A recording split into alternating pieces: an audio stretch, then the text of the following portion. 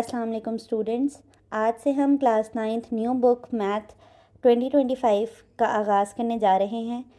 इसमें हम सबसे पहले इसका चैप्टर नंबर 1 डिस्कस करेंगे और फिर आगे हम इसके बाकी चैप्टर्स को डिस्कस करेंगे। तो सबसे पहले चैप्टर की तरफ चलते हैं। हमारे चैप्टर नंबर 1 का नाम है रियल नंबर्स। रियल नंबर्स एक बहुत इंटरेस्टिंग और वास्ट टॉपिक है।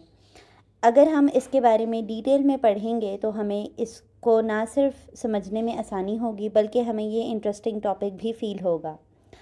अगर मैं बात करूं आपकी इस न्यू बुक के फ़र्स्ट 2 पेजेस की, तो फ़र्स्ट 2 पेजेस के अंदर इसकी हिस्ट्री बताई गई है कि कैसे रियल नंबर्स अपने एंशियंट टाइम से आज मॉडर्न एरा तक एवॉल्व होते होते नंबर्स की शक्ल में हम तक पहुँचे और कैसे एंशियंट टाइम्स में लोग नंबर्स का अपने लिए रोज़मर्रा ज़िंदगी में इस्तेमाल करते थे। सबसे पहले अगर बात करूं तो यहाँ पर आपके पास हिस्ट्री में बताया गया है कि सुमेरियंस जो थे वो सबसे पहले लोग थे, वो सबसे पहली कौम थी जिसने नंबर्स को इस्तेमाल किया। फिर नेक्स्ट इजिप्शियंस ने इस्तेमाल किया एंड देन फर्दर डिफरेंट कौमों ने इनका इस्तेमाल किया लाइक रोमन्स, इंडियंस और फिर अरब्स ने। और आज हमारे पास मॉडर्न एरा के अंदर बहुत सारे नंबर्स मौजूद हैं जिनको हम natural numbers, set of integers, set of whole numbers, set of real numbers, ये सारे हमारे पास नंबर्स मौजूद हैं आज। और मॉडर्न एरा में हमने डिफरेंट नंबर ऑफ़ सिस्टम्स को भी मॉडर्नाइज़ कर लिया है, इन्वेंट कर लिया है, जिसमें हम बाइनरी नंबर सिस्टम और हेक्साडेसिमल नंबर सिस्टम के बारे में भी बात करते हैं। उसके अलावा हमारे पास इन 2 पेजेस में नंबर्स की हिस्ट्री बताई गई है कि कैसे रियल नंबर्स बेसिकली इवॉल्व हुए। तो आज का हमारा जो मेन टॉपिक है वो रियल नंबर्स है। और रियल नंबर्स किन 2 चीज़ों का कॉम्बिनेशन होते हैं, रैशनल नंबर और इरैशनल नंबर का। हमारे पास रियल नंबर्स जो, अगर मैं इनकी बेसिक डेफिनेशन के बारे में बात करूं तो रैशनल नंबर्स आपके पास ऐसे नंबर्स होते हैं जो कि p/q फॉर्म में लिख सकते हैं, और इरैशनल नंबर्स ऐसे नंबर्स होते हैं जिनको हम p/q फॉर्म में नहीं लिख सकते। ऐसे दोनों नंबर्स के कॉम्बिनेशंस के सेट्स के कॉम्बिनेशन को हम क्या बोलते हैं, रियल नंबर्स कहते हैं। अगर मैं यहाँ इसकी मैथमेटिकल डेफिनेशन को हाईलाइट करूँ तो यहाँ पर लिखा गया है the set of real numbers is the union of the set of rational numbers and irrational numbers. अभी मैंने आपको सिंपली एक बात बताई है कि रैशनल नंबर्स वो होते हैं जिनको हम p/q यानी कि फ्रैक्शन फॉर्म में लिख सकते हैं। ठीक है, तो हमारे पास जो बेसिक डेफिनेशन है रियल नंबर्स की वो union of the set of rational and irrational numbers है। लेकिन अब अगर हमें रैशनल और इरैशनल का कॉन्सेप्ट नहीं होगा कम्प्लीटली तो हम किस तरह से जो है वो इसको अंडरस्टैंड कर सकते हैं। तो सबसे पहले फिर हम डिस्कस करेंगे आज rational numbers and irrational numbers. Rational numbers की आपकी बुक में डेफिनेशन बताई गई है कि इसको रिप्रेजेंट किया जाता है लेटर Q से। हम जो भी तमाम नंबर्स जिनको हम p/q फॉर्म में लिख सकते हैं यानी कि फ्रैक्शन फॉर्म में लिख सकते हैं, जिनको हम कोशेंट फॉर्म में लिख सकते हैं, कोशेंट ऑफ इंटीजर्स की फॉर्म में लिख सकते हैं, वो हमारे पास क्या होते हैं, रैशनल नंबर्स होते हैं। रैशनल नंबर्स के बारे में उसने हमें कुछ लिमिटेशंस दी हैं, कुछ कंडीशंस दी हैं, कुछ स्पेसिफिकेशंस बताई हैं उसने हमें। वो हमें कहता है कि आपने जो डिनोमिनेटर और न्यूमरेटर, डिनोमिनेटर कहते हैं नीचे वाली वैल्यू को और न्यूमरेटर कहते हैं ऊपर वाली वैल्यू को, फ्रैक्शन में लिखी गई दोनों एंट्रीज़ यानी कि डिनोमिनेटर एंड न्यूमरेटर दोनों को आपने सेट ऑफ इंटीजर्स में से लेना है।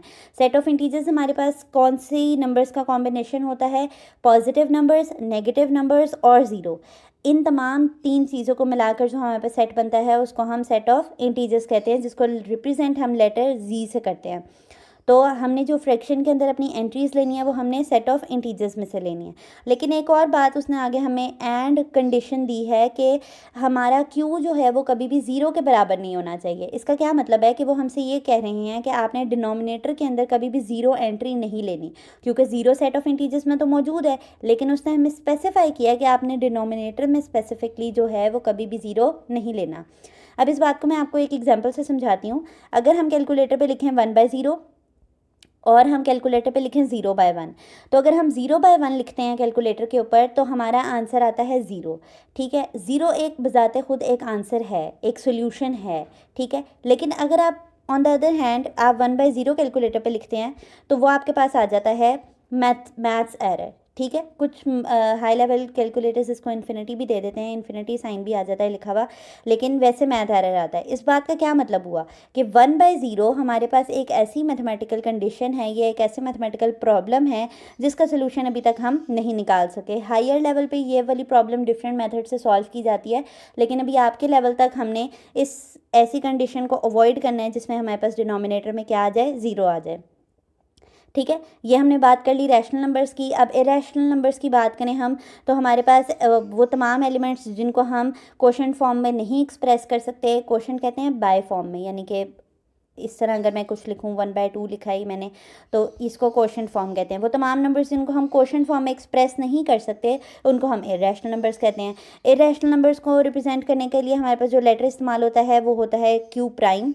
ठीक है, तो हमने पढ़ लिया कि रियल नंबर्स हमारे पास कॉम्बिनेशन होते हैं रैशनल नंबर्स और इरेशनल नंबर्स के।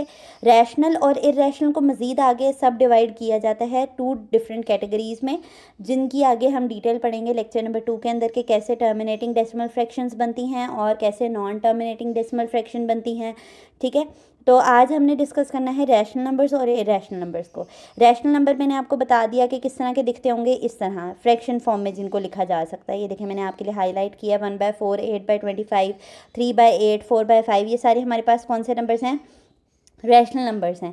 इसके अलावा मैं एक लेक्चर प्रिपेयर करूंगी जिसमें मैं आपको सारी पॉसिबल रैशनल नंबर्स की एग्जांपल और सारी पॉसिबल इरेशनल नंबर्स की एग्जांपल्स दिखाऊंगी, ताकि बेसिक डेफिनेशन तो आप लोगों ने कर ली डिस्कस, लेकिन आपको पहले दफ़ा में ही देखकर कैसे मालूम होगा कि कौन सा नंबर रैशनल है और कौन सा इरेशनल, वो हम करेंगे उस लेक्चर में प्रिपेयर। तो आपको मज़ीद एग्जाम्पल्स दिखा देती हूँ मैं। यहाँ पर नीचे इरेशनल नंबर्स का टॉपिक भी डिस्कस किया गया है, तो आप यहाँ पर देखें कि अगर हमारे पास पाई आ जाए तो ये भी इरेशनल नंबर है। इसके अलावा हमारे पास आइलर्स वैल्यू आ जाए, आइलर्स नंबर आ जाए, ई जिसको हम कहते हैं, वो भी इरेशनल नंबर है। और इसके अलावा हमारे पास स्क्वायर रूट के अंदर अगर हमारे पास प्राइम नंबर्स आ जाएं तो भी वो हमारे पास रैशनल इरेशनल नंबर्स होते हैं। स्क्वायर रूट के अंदर कौन से नंबर्स आ जाएं, सेट ऑफ प्राइम नंबर्स की कोई एंट्री आ जाए, 2 आ जाए, 3 आ जाए, 5 आ जाए, 7 आ जाए, 11 आ जाए, 13 आ जाए, तो वो आपके पास क्या होते हैं, प्राइम नंबर्स होते हैं। तो अगर हम स्क्वायर रूट के अंदर ऐसी वैल्यू को लिख लें तो वो हमारे पास क्या, किसकी एग्जांपल होती है, इरेशनल नंबर की। ठीक है, प्राइम नंबर्स वो सेट ऑफ नंबर्स होते हैं जिनके सिर्फ 2 फैक्टर्स होते हैं। एक तो वो नंबर खुद अपना फैक्टर होता है और दूसरा उसका 1 फैक्टर होता है, यानी कि अगर मैं 2 की बात करूँ तो उसका फैक्टर्स होते हैं 1 और 2, तो ये प्राइम नंबर्स हैं। ठीक है, तो आज हम लोगों ने डिस्कस किया है, अपने लेक्चर को हम सम अप करते हैं।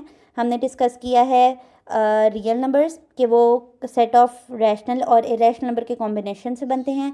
हमने डिस्कस किया है कि रैशनल नंबर्स क्या होते हैं और इरेशनल नंबर्स क्या होते हैं। रैशनल नंबर को मैथमेटिकली इस तरह एक्सप्रेस करते हैं, इसकी कंडीशंस भी लिखना बहुत इंपॉर्टेंट है, यानी अगर आप डेफिनेशन सिर्फ यहाँ तक लिखेंगे तो आपकी डेफिनेशन कंप्लीट नहीं होगी।